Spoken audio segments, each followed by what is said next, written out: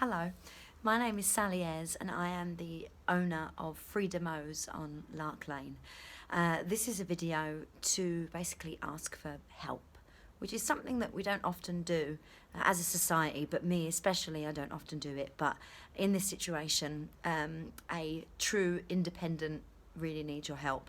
So last night we suffered a break-in. Now, due to the coronavirus outbreak, a lot of independents like myself had to close and are really struggling financially, as many of us are, but we're really struggling. We have no income at all, and being self-employed, there's kind of no way of supporting ourselves, so we're all really struggling to keep our businesses alive. And to have a break-in at this point in time is more than devastating, because I have no means to pay for it or to make up for the losses. So I'm really pleading for help. I'll tell you a little bit about the shop as well. So I opened 2 years ago on St Patrick's Day and a full moon, and my main aim, obviously not only to make money to support myself, but is to make people happy and to support people in the community that really need it. So I run a event on a Wednesday called Solo Souls, which is for people that feel lonely and isolated in the community. It's free to attend. We do a special offer on tea and cake, and it is for people that want to meet new people or come out of their houses because they're experiencing loneliness, knowing that there's always someone in the store ready to sit and have a chat over a cup of tea. And it's given many people solace. I know that because I've run the event myself, and we have regulars come in, and it's always a really good atmosphere. I also have gates outside the shop called the Freedomos Community Gifting Gates, and it started with me just putting leftover food on the gates for anyone to pick up, whether they be homeless, vulnerable, isolated, lonely, whether they just fancied a bit of free tea and cake. It was there for anyone to help themselves too. And then from there, I started putting clothing and packed lunches, and then other people in the local community then started taking the gates to their heart and also contributing. So throughout the year, we put things on our gates, like in the winter, coats and scarves; in the summer, bottles of water; at Christmas, I do emergency rucksacks with emergency blankets and emergency water bottles and things that, you know, would come in handy when it's particularly cold. And it's really taken off, and it really does help some people, and I'm really proud of those gates.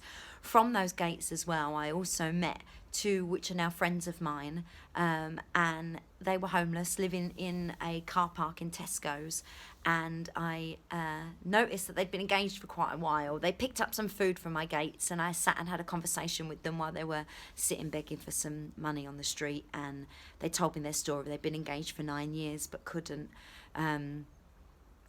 afford to have a wedding, so I gave them a wedding within the shop for free, and everything was donated, even the wedding dresses and the rings. I did a humanist hand tying ceremony, and we gave them a really beautiful day, me and my local community, and we were all really, really supportive for this couple who deserved, you know, a wonderful time. And from that, they have actually now got housed, and, you know, they're on the up. So lots of magical things happen within my shop, and I'm really proud of myself, but also the girls that work for me. I have 3 wonderful girls that work with me, and they treat the shop like it's their own, and I adore them, and they are my rock, and I trust them with everything.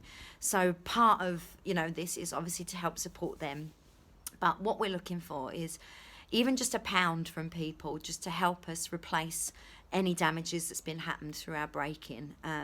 They came in through the front door. We were actually targeted. They looked through the back gate to see what was within the shop and left that unlocked, and then 2 days later they came back and went straight through the front door. The front door is the original front door from when the building was built in 1898, so that poor old woman has been damaged within an inch of her life. She's splintered, and the locker's gone, and the glass is shattered, so it's going to take quite a lot to replace that beautiful big old solid door. We also need to replace it with lots of locks. We need extra security on the gates. Someone has very, very kindly donated a security system which is being fitted as we speak, free of charge, so that's incredible. But anything extra that we can get over our target is going to go towards better insurance and better security, including security doors and things that me as an independent just couldn't afford before. But now I really need some help. So any good that I've given back, I'm really hoping that it comes back to me. Anyone that does donate, please leave your name or your address or some sort of contact details, because if you live locally, when we open again, you've got free tea and cake, so you can just come in and get it. We'll have a list of names of everyone that's donated, and we will give you something for free as a gesture. And anyone that lives further afield, if you can somehow send us your contact details and your email or your address, we will be sending thank yous out. So everyone that donates will be getting something in return, I absolutely promise you. But this is just an honest plead to help us at a time where we really, really need it, because I'm struggling and I don't know how I'm going to recover after this break-in. So if there's anything you can do, we'd be touched and honoured and humbled. So I'm sending love, health and true light to you all, and I really hope you all stay safe at this really, really difficult time. Thank you for listening, and sorry if I rambled. Thank you.